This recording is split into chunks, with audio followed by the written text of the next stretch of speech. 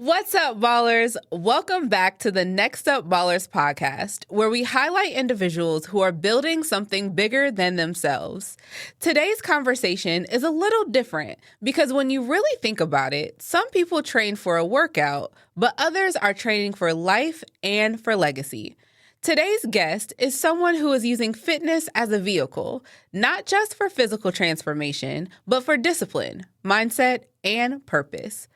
Austin Parker, or Coach AP, is a corporate wellness coach, certified personal trainer, and CEO of APFit, where he spent over a decade helping individuals strengthen not just their bodies, but their confidence and mental resilience. From partnerships with Franklin County Public Health to leading workouts for hundreds around Columbus, he's bringing energy, impact, and intention into every space he enters. And today, we're talking about what it really means to go beyond the workout and to start training for life and for legacy.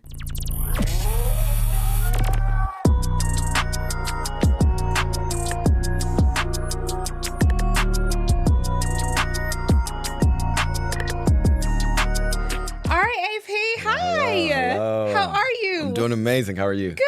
Welcome to the show. Welcome to the show. Super excited. Good. I am happy to have you. Yes. And I know you well, but I'm excited to get to know you more as the listeners and watchers also get to know a little bit about you and all the amazing things that you've started, are a part of, all of that. Yes. So we're going to get ready to hop into it. We heard the intro, but now we're going to hop into the questions. Let's You do ready? it. Let's do it. Let's make it happen. Cool. Awesome. All right. So the first question I like to start off with a lot of our guests on the show is, what does legacy even mean to you? So it's a legacy podcast. Yeah. We are talking about how we are actively building our legacy.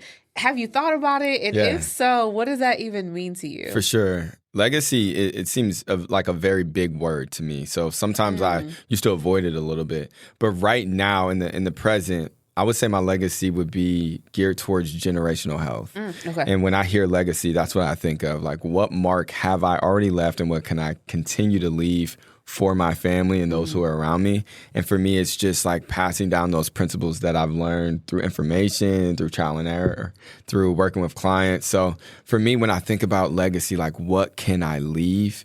Just that love for health, that want to better yourself and help others along the way. So my big thought would be generational health to start off when it says legacy. All right, perfect. Yeah. At the time of this podcast, before you, we had another healthcare person who was in healthcare, and it's just really beautiful for just how I didn't plan that at all. Yeah, perfect timing. But very similar to her. It's just, helping people understanding that your health is wealth, right? For sure. that it is how very important it is. Yeah, Absolutely. Okay, so before all of this, because we'll get more into APFit and all of that, but before APFit, before the crowds and the workouts and the affirmations and all of that, who was Austin growing up? For sure. I've heard from a lot of babysitters that I was kind of wild. Okay. Like I was kind of a trouble. I'm not even surprised by that. I don't know why you are, but it's like I heard I was a little bit of a troublemaker. I loved music. Grew up in the church, so I played the drums, sang in the praise team, had a real high voice back in the day. And I loved basketball. So I was an athlete, super competitive.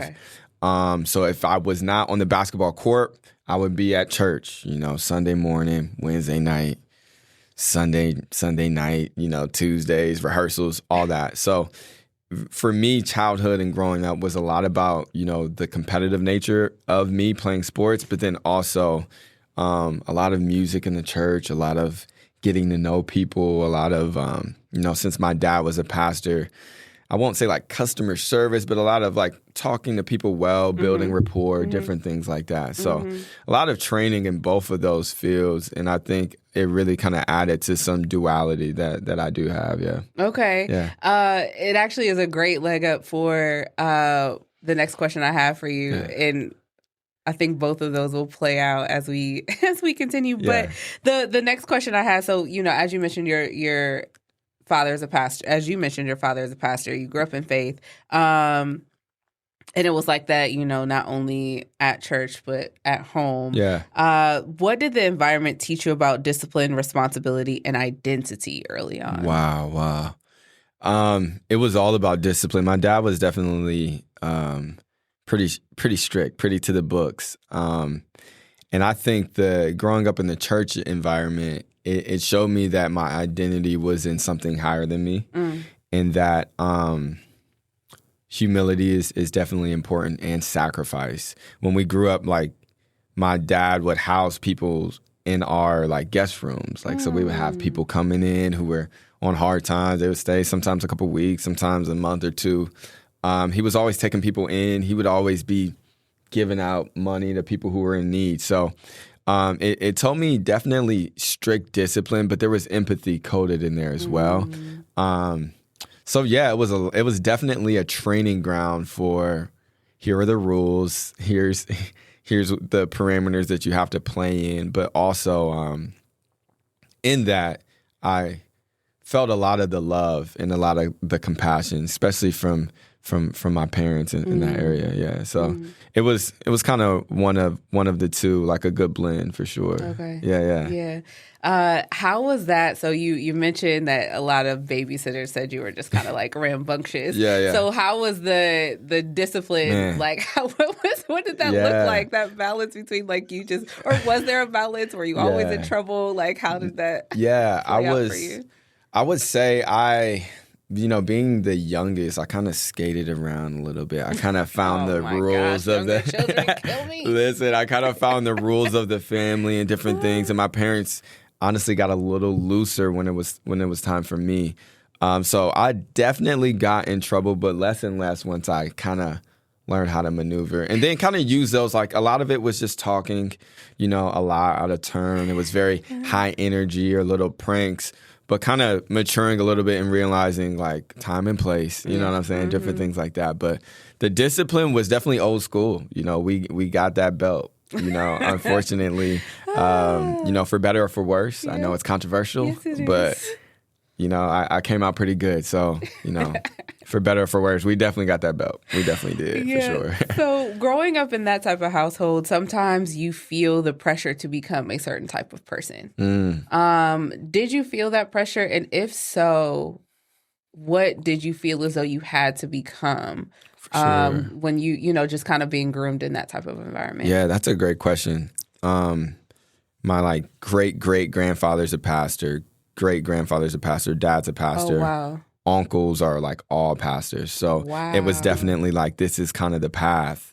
So I never saw that in my future as much. I definitely saw ministry of some sort in my future, but there was a lot of pressure growing up. Even, like, just being transparent, like, having, when I came back from college, going to someone else's church that wasn't my dad's, that was a huge thing, even though I was like 20 something at the time. Not participating in certain denominational ties or different things, or being outspoken about why I'm not, you know what I'm saying? So there was a lot of different things in that regard that kind of felt like pressure. My parents were always great, but there was always kind of a view on us, kind of a spotlight a little bit on us. And I would say it still bothers me a little bit to this day, but I think I've graduated to not care at all that much, because I know that, like, relationship with God isn't something that has to do with anybody else who's watching. It's a very personal experience. And ministry can also look so much different than the traditional thing. And I really believe when I go out and have conversations with people, if I lead a seminar for youth or anything like that, I bring God into the room with me. So, the Bible says, go out into the world and preach the gospel. So I feel like anytime I'm facilitating, I bring that with me. So that's why I feel like the pressure's gone, because it's not like I've given up on the faith. It just doesn't look like that traditional sense, for sure. Yeah.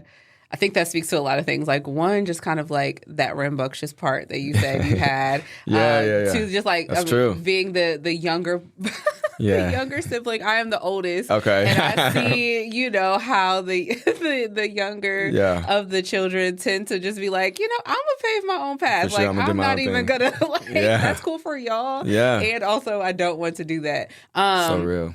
But then, too, it also speaks to when it's in you. It doesn't matter what you do. Wow. It's going to come out, That's right? real. And That's so it real. has come out in everything, even just, us speaking here for the past few minutes. Like, it's embedded in you. Wow. And, when you think about being raised in the church, and a lot of parents are just like, teach a child in ways to go, and when they're older, they shall not depart. That doesn't mean that they're going to depart if they decide to do anything else. It just means they're not going to depart from what you taught them. Wow, yeah, the teachings. And, the teachings they're there. You were groomed in that environment. So they're definitely embedded in the fabric of who you are. Yeah, no, that's real. So fitness is now your ministry. Yeah. But, how did we get to fitness, right? So, if you were groomed in the environment, and I'm sure knowingly or unknowingly, your family members were like, AP's going to be a pastor. But how did you know that was actually going to be your path? How did you know that was something that you were called to? Yeah, fitness was something that I loved personally for a while. I loved, when I was young, I would watch Rocky, all the Rocky movies. Okay. And during the training scenes when he was working out, I just felt so compelled as a young man. So I'd be in there. Energy. I'd be in there with, we didn't have cable, so I'm watching all the Rockies back to back. I'm in there doing push-ups, sit-ups. That's all I knew at that point. And I loved it then. And then I reached around the house for sure, just knowing it, I'm him. My first little muscle, you just couldn't tell me anything. I'm like, yeah, this is working. So I that was always a thing. And then I loved I played basketball. I played at the collegiate level. And during the trainings, a lot of people hated it. They just wanted to play. But I felt very, very fired up during those 5 a.m. trainings. It's funny that I do the same thing now. I lead them now. But I always felt very, very fired up in the process and the preparation. So I loved it then. When I got a good relationship with the strength and conditioning coach at my university, and then I took an internship there. So I was helping. Where did you go? Ohio Valley University. Okay. Yeah. Fighting Scots. Go Scots, man. We're actually not a... Know nothing about this university. Yeah, so yeah. Thank you for sharing. Not many do. I'll put you on. Parkersburg, West Virginia. Okay. Division II school out there. Parkersburg, though. Yeah. It's a Christian school out there, 20, 30 minutes away from Marietta, Ohio. Yeah, so I went there, got close with the strength and conditioning coach, and we formed a relationship. I started doing a internship there. And then from then on, after I graduated college, I went in and I started working at Nationwide Insurance as a claims adjuster. It was a cool job out of college. Is it? It was high volume. Okay. Very high volume. So it taught me how to work very, very early. Okay. It was decent, pretty good pay, but the turnover was crazy. Yeah, I'm sure. Yeah. If you could stay on, they would. Your job would get a little more cushion. I think that's a lot of places, but it was high volume. So I was doing personal training on the side. I was training my brother-in-law at the time, and he was pre-diabetic. He was overweight, and we just started meeting at Planet Fitness. I helped him clean his eating a little bit, and we just started working out. And I was documenting that early on Facebook that he had a transformation. Then more people started reaching out organically. So then I started a boot camp at my dad's church. Okay. And we were, it started small. We were just in the chapel side of the church. And then from then on, it just kind of grew. I kept working in corporate on the side, but I always kept building APFit. So look at that. You still made it back to the church. Still made it back. Everything. We're going back to Calvary. Every question, for sure. So, I do like that a part of your journey is you mentioning that this was just something on the side. This was just something that organically grew and not something that you intentionally cultivated from the start. Yeah. And I think there is difficulty in both parts of those journeys, right? Yes. So some people who are like, I didn't have a choice but to start this. Some people who are like, this was just a part-time thing because I enjoyed it, but I still had to pay the bills. Yeah. Or some people who just take the leap of faith and are just starting their business. There's I should say all three. There's a certain level of difficulty in all three of those modes. So now which you just celebrated 10 years. Yeah. A lot of people see the energy you bring now, but what did the early grind look like when nobody like knew who AP was? For sure. That's a great question. I would say like coming into the church early and setting up all the chairs and buying stuff from Facebook Marketplace or Five and Below. You know, they had some little weights and bands. Yeah, they would be breaking off and all that stuff. Buying mats. You know, just really investing all my money right back into the business. It would look like people canceling a lot, you know, like having sessions and just people not showing or they didn't want to, you know, keep going. So there was some early momentum within the church. But once kind of that novelty wore off, it was like, all right, who really wants to be a part of it? So it was a lot of guess and check, you know what I mean? But I always knew that this was going to be something that could grow and that could really help people. So I would say it was a lot of like creative liberties. You know, I was doing all type of stuff, going different places. You know, we were at a elementary school, Parkmore Elementary. Shout out Principal Campbell, who let us go in there for free for 2 years. And that was huge for my business. Grew my business there, started getting personal training clients from there. So it looked like a lot of guessing and checking, calling different rec centers, reaching out to people, a lot of early Facebook posts, a lot of marketing. Didn't really know what I was doing, just sharing people's testimonies. But it was like very, very organic. Pretty much same thing I'm doing now, just at a different scale. Yeah. Okay. As you were doing this on the side, and like people were coming and going and being committed and not being committed, was there any point where you doubted this whole thing? Were you, you know, was there any point where you're just like, actually, maybe I'm just supposed to stick to insurance? Like, am I just not supposed to be doing this, you know, fitness path? For sure. Well, I would say it was never insurance. I mean, I was in insurance, but it was never gonna be insurance for sure. Just because, like, I really felt that the way my brain works, it was great for what I was doing, and I felt if I could scale it and figure out a way to get this momentum going, that we could do it. But doubt creeps in all the time. Doubt crept in 2 weeks ago. You know what I mean? But it's just because I think as a high achiever and an ex-athlete, the mark for myself is high. And sometimes it's hard to celebrate and look around at what you've done or the impact that you've made. You know, sometimes the why can get lost in numbers, money, accolades, different things like that. So I think as long as like I keep that why very, very close to me, it definitely keeps me from thinking that, you know, I'm not set out for it, because there are people who are very dead set confident that they knew they would be successful.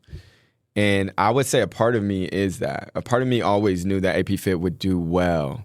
I just didn't know how long it would take. Yeah. And I didn't know if it would be worth it. Because I'm like, after all of this, is it worth it? You know what I'm saying? So I think that's a big question that a lot of entrepreneurs have to answer for themselves, because it's going to take a lot. It's going to take a lot. So at the end of the day, you got to see, is this sacrifice worth taking or not, you know? Yeah. Outside of keeping the why at the forefront of your mouth, what else does that internal dialogue look like for you? Man, prayer. Yeah. Prayer and affirmation. And just remembering, now I've been prophesied to a lot about this. A lot of people have invested a lot into me, you know, and poured a lot into me. And I always remember the people that I have helped on their journey. So it's a lot of prayer, and it's a lot of, you know, just asking for guidance when I feel like I'm in a rough patch. Talking, my girlfriend's incredible, talking to her for perspective and those who are around me, because a lot of times when you're in it, you can't see it from like a bird's eye view. You don't really understand what's going on because you're in it trying to do everything. So I would say, like, you know, prayer, and then talking to the people around you, because a lot of times you can get so lost in what you're doing and not understand the impact. You know what I'm saying? So I would say those two things. Yeah. Yeah. I think it's beautiful that, like, when you're on this type of journey, especially when you are helping other people, there is that level of I am helping people internally and externally, and also I need help internally and externally. Yes, right? for sure. So, to your point, you have the external people around you who are able to encourage you and to help you see beyond yourself and to give you the testimonies and to give you those affirmations. Yeah. And then internally is, yes, you understand the struggle, but you have to keep at the forefront the why. You have to understand that like you have seen the future, of what God wants to have for you. For sure. And allowing that also to be the moral and internal compass that you continue to follow when everything externally just kind of seems to be not going the way that you feel as though they should be going. Absolutely. To get you to where you're supposed to be. Yeah, and I hate to interrupt, but I would fine. always like tell myself, like, what would you tell a client who's struggling? If they brought this circumstance to you, regardless of what it is, what would you tell them? And I would say, like, always consider that why. Yeah. And a lot of people, we've gotten so technical and everything like that in our morning routines and all this different stuff. A lot of this takes like flat out work. And I think we lost kind of that once we got a little more new age. A lot of things are easy. People are using AI to do everything, ChatGPT, and it feels like a shortcut. But at the end of the day, your business or your thing is going to take some grit. It's going to take some real work. Yeah. And that can't be lost as well. Yeah. No, that's perfect for my next question, which is you help people physically. Yeah. But what you do is mental. For sure, yeah. So what do you tell people, or what can you share with people about the mental side of the fitness? Absolutely. Part of their journey. Yeah, there's something incredible that happens when you stick to a program and start your health journey. A couple of things. One is confidence. Your confidence goes up. Not just because you shrank a couple of dress sizes or anything, but confidence because you kept the promises that you made to yourself. There's something really fulfilling about that you kind of can't get that from anything external or artificial, right? You can't get that dopamine or those great feelings from really anything else. So showing up for yourself, being consistent, those things change how you view yourself. And it kind of changes who you are because now, hey, I am somebody who's disciplined. I'm somebody who wakes up early and takes care of my body and who's disciplined and consistent in what I eat, what I put in my body. So I think it just changes a lot about who you are by stacking up small wins. And then, like, obviously the exercise science about it, when dopamine is released into your system and you get that happy feeling when you're working out. You leave a workout always feeling way better than you came in. Absolutely. And you definitely know about that.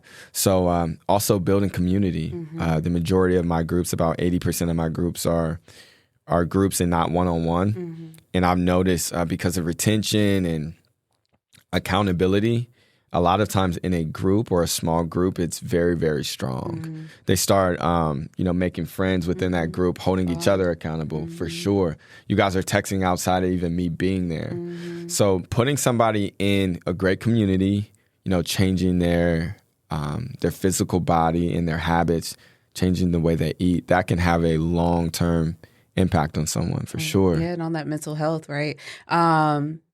I think that you mentioned so many good things in that answer, and that is, like the mental side of like understanding the why, and then what happens when you keep the why at the forefront of your mind, then you start seeing the physical. Yeah. But also when you stay consistent in seeing the physical, then you also realize all the other external things that are happening, which is the community, which is, then allowed you to like be in there because now it's accountability. It is, being able to form those relationships.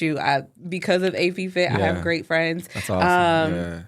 And it is the transformation that is all intertwined, right? Yeah, Like, it's all in there. because you are, showing up physically, then it's the mental, and because you're showing up mentally and emotionally, then it's the social, and because you're showing up socially, then you start seeing more physical results, and right? So it's just all just weaving in and out of each other. And it's that, and it's just that push start, and everything else kind of starts coming together. Yeah. And hopefully that happens with people. Yep. For sure. And I tell people all the time, the hardest part of working out is getting out the bed and going to the gym. Yes. Getting there. Like, once you're there, 100%. Once you're there, you've done literally almost all the hard work. Yeah. Like, even if all you do is walk on the treadmill, even if all you do is, like a quick 30 minutes or whatever the case may be, like literally, and that is the mental part of it. Showing up. It's showing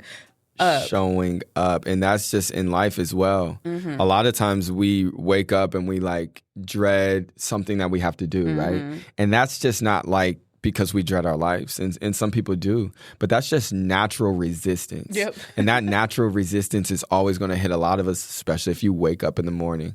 But you never regret showing up. When you show up and you show out and you have a great workout, great sweat with the friends and music's blasting, you got some pre-workout or maybe just drinking water, whatever you got going on. I wish I was that. Definitely pre-workout, girl. Okay. Yeah. You know what I'm saying? So whatever you got going on, but it just, there's no feeling like it. Yeah. But if you're able to overcome that obstacle of showing up, that's more than half the battle for sure. No, that's good. Yeah. You have the privilege of training a diverse amount of people. Yeah. I want to ask you this because this is something that I don't hear talked about often. So a lot of men specifically use fitness as an outlet, which is very healthy and great. Continue to do that. Yeah. Some men also use fitness as a mask. Yes. So have you ever confronted this for yourself? Yes. And or with other men? And if so, like, how do you balance the showing up physically, like, strong in the gym while also being like, I have to do this to preserve or prove that I am masculine? That's very good. I had a talk very similar. There was a men's group that was kind of a men's fraternity built from their church. And they had all these different sessions, and they had a physical session, physical component. And we went out in the snow, and he was like, kill him, so we went through a very brutal workout in the snow, and then we came back and, we had a chat before, and we wrote down a lot of the things that were holding us back on these big bricks. We put them in our backpack for the workout as well. One of the things that I touched on is, and I want to touch on the masculine part later, but there's been times in my life where I had a lot going on that I needed done. I needed to work on my finances. I needed administrative help because people were reaching out and I wasn't getting back to them. There was so much going on, and I'm in the gym for the second time today. You know what I'm saying? And I was telling myself, like, I need this for my mental health. I'm a coach. I got so much stress. But at some point, you can be hiding. You know what I mean? Fitness is always and should always be a priority in your life. There's going to be times where it's not number one in your life. There's going to be times where your relationships or your career or something else has to kind of be 1A, 1B, or even 2, just because you have to keep the main thing. And for me, working out is fun. I love going to the gym. So it's not a huge thing of resistance. If I just keep going to the gym, anytime I'm stressed, I'm going to go for a walk. Anytime something bad happens, I'm going to go for a run. And instead of like really addressing what's going on, yes, fitness can be used as therapy, but therapy should be used as therapy. You know what I'm saying? Like, free the people. You know what I'm saying? Like, so talking to somebody and then, solving these unresolved things instead of just kind of like doing what's easy to you. Like, so if you're somebody who going to the gym is easy for, and it's just kind of in your routine, working out all day instead of solving those problems isn't going to help.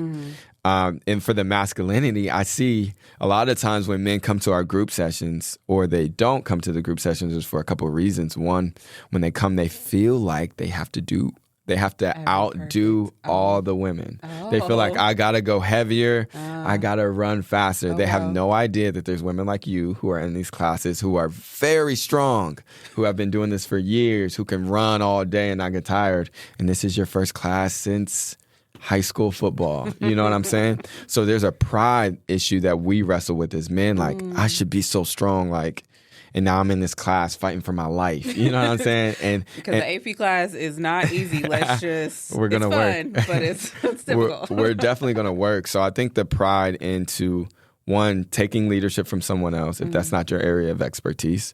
A lot of men don't love having trainers because sometimes it's hard to go under somebody else's leadership. And two, just the pride. Pride can keep you from the doctor. Pride can keep you from going to a workout class. Pride could keep you from asking for help. And I see with a lot of men, we struggle with that pride. Like, I know it all. I've got it all. So just kind of letting go, asking for help, especially if you really, really are in need of some real healthcare things, like in getting checked up and not skipping appointments. Like, we're working with African American Wellness to try to even more reinforce a lot of what they're doing in terms of get, checked in, not checked out, or get checked out, not checked in, whatever it is. Something like that.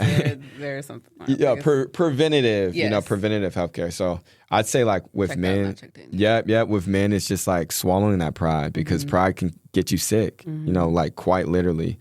And being humble enough to know that you might have to start from here, but you'll definitely build it up with consistency, just like everybody else, really. Yeah. No, that's good. I appreciate that from the male perspective, because it's so much easier, one, because I'm a female, and also we hear more often women sharing their struggle with fitness, but not so much men, you know what I'm saying? Like, for sure. Because of the cultural persona that they have to start at a certain place. And if I see all the time these videos where men are struggling in a Pilates class with 5-pound weights. Yeah, because it's more than just strength. Absolutely. It is mental. It is being able to stick to it under, increased time. It's, endurance. It's an endurance piece of it all. And I think, sometimes that, again, that's not talked about enough, just about the men's perspective on what that looks like in the gym. And like you said, like, not only wearing the mask in the gym, like, I have it all together, I know all the things, but also using it as a way to escape what is happening in their life. So thank you for bringing that part in. And also the realization that strength isn't just something that you can overpower, and it's not just physical. Like, a lot of times, like, I'm strong. Okay, that's fine. Are you conditioned? Do you have endurance? And that's just with life. You can't just manhandle and bulldoze everything in your life. Some things in life are going to take endurance. You just got to be strong enough to stick it out. So there's so many lessons in it, but yeah, it's real. The pride is real, and I've seen it. I've seen it myself as well, but I do think, like, reaching out to community or somebody who's an expert can definitely lock you back in. No, that's good. So APFit is high energy. Yeah.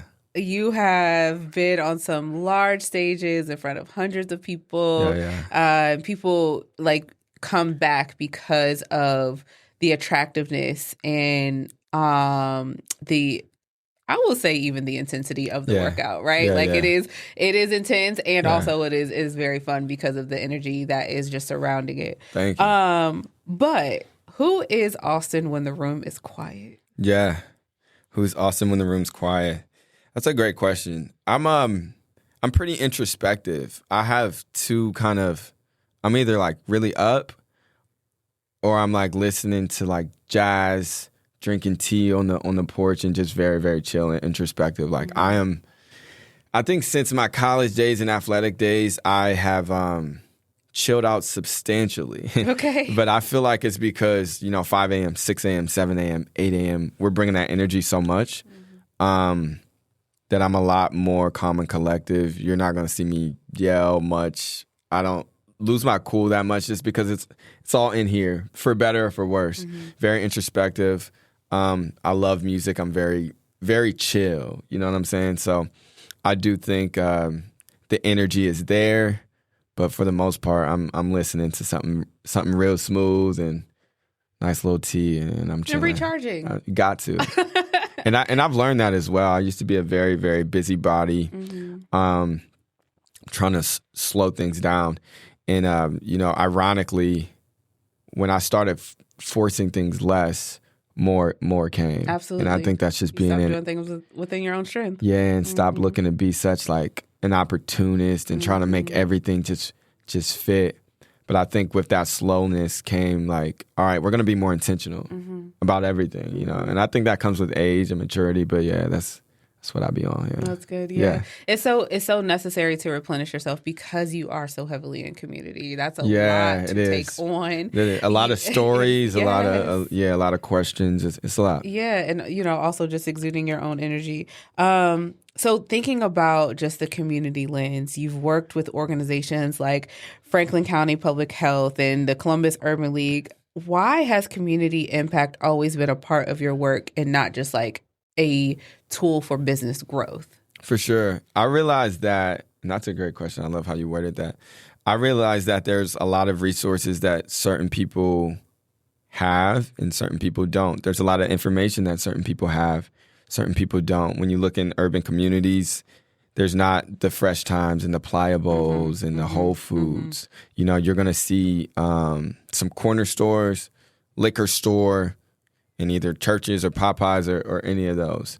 So a lot of times, my people, we're placed at a disadvantage a lot.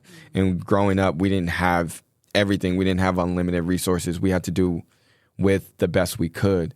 So gaining more information about, these disparities in health, it just drew me back to my community and realizing that there are some great orgs that are able to offer, free or reduced healthcare, whether it's information, workouts, training, nutritious food, different things like that. So being able to partner with them kind of extends our branches and our leaves. Because when I first got into it, I want to train everybody for free. I want to help the world, and then you're broke because that's not business. You know what I'm saying? So it allows me to still be philanthropic within my role, but still be compensated in that way as well. But partner with organizations that have the money and the resources and who have boots on the ground. So it's been awesome to be able to do that. And it's something that I'm really passionate about. Yeah, so you still get, still that both, the best of both worlds, right? 1,000%. Like being able to give back and also being able to support yourself. Yeah, because it will really run you dry, like doing things free. And I was always that person discounting free. And there's still so much that I would do for free and for a discount. But, if you're trying to keep your business afloat, there's got to be certain barriers, and certain things, boundaries that you have to set, just so it can keep happening. You got to bills to pay, resources to get for the business. So yeah, it all works together though. Yeah, I like speaking to other entrepreneurs, they always, especially ones that have a heart for the community, they always say like, I charge the big organizations the big money. Yeah. So then that way I can come back and help and do things for free or at a discount that fills my soul, right? Yes. Like I'm gonna tax the for people sure. who got the money. Who got it. And that's gonna help me support the work that I actually, that I want to do, and not that the work that they're doing for the larger organizations is minimized or watered down or, that they're not passionate about. Yeah. But, we have to get creative about the ways that we can actually do the meaningful work that we want to do. And sometimes that looks like being business savvy and making sure that you are asking for your price when you can ask for your price. That's a real thing. Yeah. That's a real thing. Yeah. So you do a lot. And so what you do now is a lot of community centered. You go out in the communities and, you rent out certain gyms. Does AP have a desire to have his own gym? Yeah. Paint that picture for us. Absolutely. Yeah. I'll paint the full picture for you. Okay, we're ready. All right, so what we have is, something that can offer classes as a studio, but also has enough space, for weights, for traditional strength and resistance training as well. In a place that I want a place that is aesthetically driven as well, because I want, the trainers and even the clients, but the trainers to be able to walk away with, high definition film of them coaching their class. Mm-hmm. I think that'd be a great asset for trainers. A lot of people are always looking for content and different things like that. I want there to be a cafe as well. Chef D, who's my girlfriend, who's amazing. Yeah, we got to get her on the show. 1,000%. She's incredible. I want her to operate out of that, and yeah. So it's always been a passion of mine. I think I was zealous when I first got into the game and wanted it immediately, but from training camp, from the one, from even some assistant general manager positions at box gyms, like Kid Strong, seeing the behind the scenes of what does client acquisition look like? What does running specials, free trials, gym maintenance, what everything's cost, all different things like that. It's a real process, right. but I definitely think it's something that we can do. I think God's given me the idea. And he's also, recently put some great people in my life who would be willing to help fund that vision as well. Yeah. So I really am, we're in 2026, I really am looking to get those developments going in near the fall. Okay. We've been to different gyms. I've operated as a personal trainer for a while. So I do think a lot of the skill set and the knowledge that I've had over time can help me become a good leader in a manager role as well as a trainer. So that's what it looks like. And then just an inclusive space. I think that's one thing that I've always tried to do when people walk into the gym. Want them to feel included and feel safe. I train some people who haven't been in the gym before or it's been a long time. So an inclusive, safe space. Very high energy. Yeah. We're going to have DJs in there very often. Music always going to be blasting. Yeah. So that's the vibe. Thank you. And it will happen. 1,000%. It will happen. I appreciate it. And I think that's, sometimes you said something that I want to highlight as well, which is when we start doing something that we're passionate about, we want to head straight to the mountaintop. For sure. Right? For sure. We want to be the CEO. We want to be the one making all the money. We want to have our own building. We want to have our own. We want to, exactly. We want to go from part-time to the absolute top, right? Yeah. But you said, because that was not your path, you learned so much. Yeah, so because much. Unfortunately, if we were given everything that we wanted at the start, you're not up here for too long, right? And that's real. It would be an immense burden and struggle and not going to be the blessing that you really want it to be because you didn't learn what you were supposed to. You didn't go through the heartbreak. You didn't know, you didn't learn about client acquisition. You didn't know the ins and outs of actually running a gym outside of just training. And, we always want, especially because it already takes a special type of person who wants to be an entrepreneur, period, right? So, once you are actually in the thick of being an entrepreneur, you learn real quick. Yeah.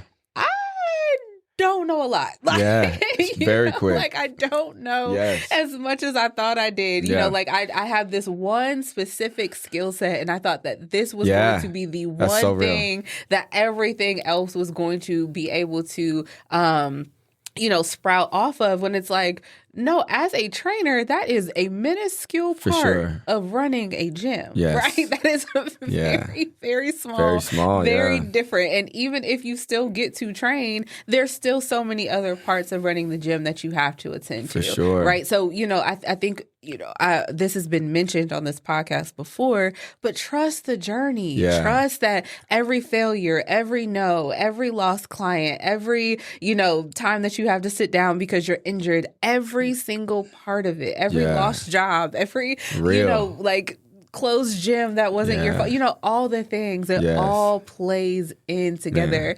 It's real. For you even to sit here and confidently say, I'm ready. Yeah. I really feel like I'm ready. It's a blessing. And I needed to hear that. Hopefully we can clip that. I needed to hear that. I got to play that in the morning. Run it back. But that's real. That's real. I think you have to build that foundation and become that person. Yep. I knew what kind of person I was. I was a great subject matter expert, great speaker, great trainer. Beyond that, there was so much that had to happen within me that needed to change before I take on this, financial responsibility, and that won't just affect me; that'll affect others. Right. And I think I'm confident and I'm ready for that now, though. Good. Yeah, for sure. So the last question I have before we head into our quick play rapid fire section, and that is, years from now, when people experience APFit, have experienced APFit, talk about APFit, what do you want them to say it did for them, for their life, for Beyond Fitness? What is the legacy that APFit is leaving behind, or that you want it to leave behind? For sure. I want people to find the confidence to achieve different dreams and different goals beyond what they thought that they could, even outside of the gym. So I want the confidence that you've built inside the gym to carry over in your life. And for also, like, once you get this kind of gym bug, once you get it, like, to spread the gospel, you know what I'm saying? To spread the good news, because there's so many people whose life can change by going on a health journey, and they just need somebody to help push them. I'm not everybody's trainer. There's a million other people that can help you. There's somebody who can be a workout partner, whatever it is. But if you encounter one of my sessions or just encounter me, I want you to build so much confidence that you feel like you can do anything, and even outside of the gym. So just building that confidence, get in the best shape of your life, and have fun while doing it. Yeah, because once you catch the fitness bug, or even see success mentally, physically, what have you, it does transcend. It's real. into other parts of your life. Yeah. It does. It's a domino effect. It is. For sure. Definitely does. Okay. Well, we are heading into the quick play segment. Okay. This is the part of the podcast where it is just one question and you answer with the first thing that comes to your mind. Like, no long explanation. You don't even have to think too long. Honestly, the first thing that comes to your mind. I love it. Okay. I love it. All right, we'll start easy. Pre-workout or natural energy? We got to go natural energy. Okay. We got to go natural energy, yeah. All right.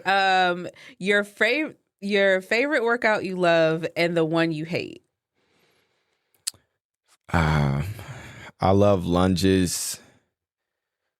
I hate hip thrust. Okay, side note. So AP is one of two of my trainers. Yeah. And my other trainer, we were doing hip thrusts, and she was like, all right, we're going to do hip thrusts, right? Yeah. And we were like, okay, hip thrusts with, with the ability, in our mind, we were doing thrusts with like squatting and then like press. Okay, yes. Then she's like, no, hip yeah. thrusts are half burpees. And we were like, I'm sorry. That is not. When you told us 50, we thought we were doing squat with like press. And she's like, oh no. Then she showed us. So that's funny. So I also now hate them because we had to do 100 of them yesterday at the time of this podcast. Tough. Okay. Sorry, digression. No, I love that. But I had to say that because it's one of those things when you're training, like your clients probably think something different than what you say. And there's different names. Like there's thrusters. And that's what you guys were thinking. I think that's squat press, yeah. Okay. Early morning workouts or late night sessions? I got to go early. Okay. There's less distractions and less things that can, take you away from it. So I'm going to go early. No explaining. Yes. Oh, sorry. You're right. No, you did good, though. No, that's good. All right. So what's one thing people need to stop doing in the gym immediately? Waist trainers. Really? Okay, I'll ask that later. Dang. Okay. Sorry. One song that always gets you hype. Anything Kanye West? Okay. Bad time to say. Okay. But we're going to pray for our brother, yeah. And then one habit every man should build. Man, take creatine. Along with, obviously, your health journey, but creatine. Okay. Yeah. All right. Okay, so every guest who comes onto the show Yes. must leave our listeners with one challenge that they can actively put into practice the minute they start or stop listening to this episode. So what is one challenge you have for our listeners and watchers?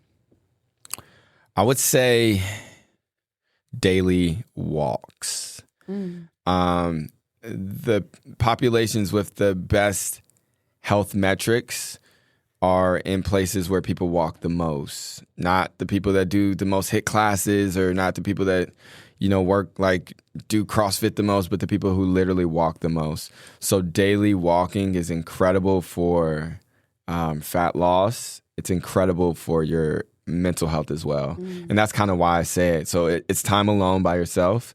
You can throw on some music, a podcast, or just listen to nature, you know what I'm saying, and just vibe out.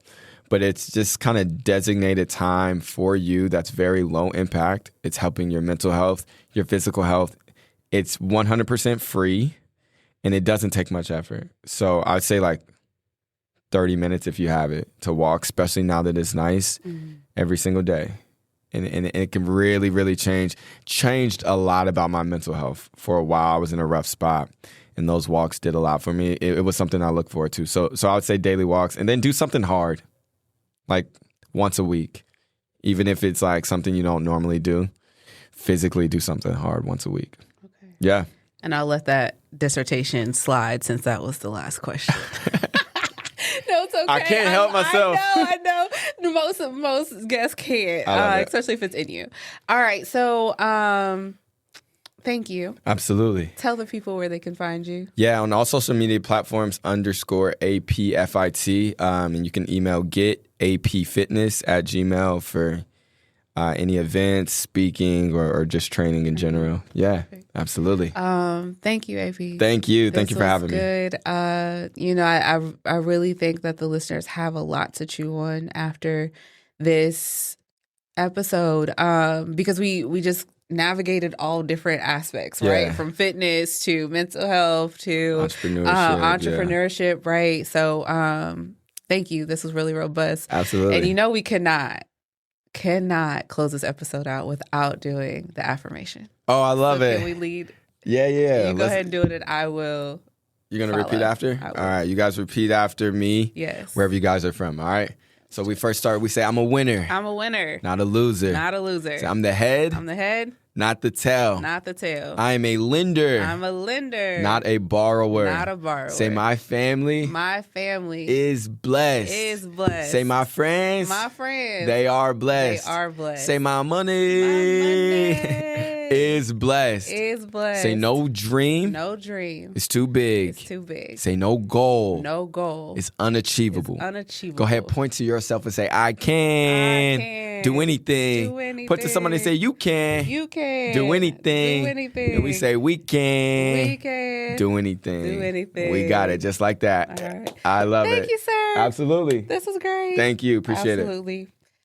What an amazing conversation we just had with Coach AP, and I hope that you feel incredibly inspired by that affirmation. Throughout this conversation, Coach AP reminded us that fitness isn't just about how you look, it's about how you live. It's discipline, it's consistency, it's showing up even when you don't feel it. And when you pair that with purpose, you're not just building strength, you're building legacy. To everyone listening and watching, take care of your body, protect your mind, and stay committed to the version of yourself you're becoming. Thanks again for tuning into another episode of the NxtUp Ballers Podcast, where our guests are built on wisdom, driven by action, and leaving a legacy behind them. You can listen to us wherever you listen to your podcasts, and you can also watch us on YouTube.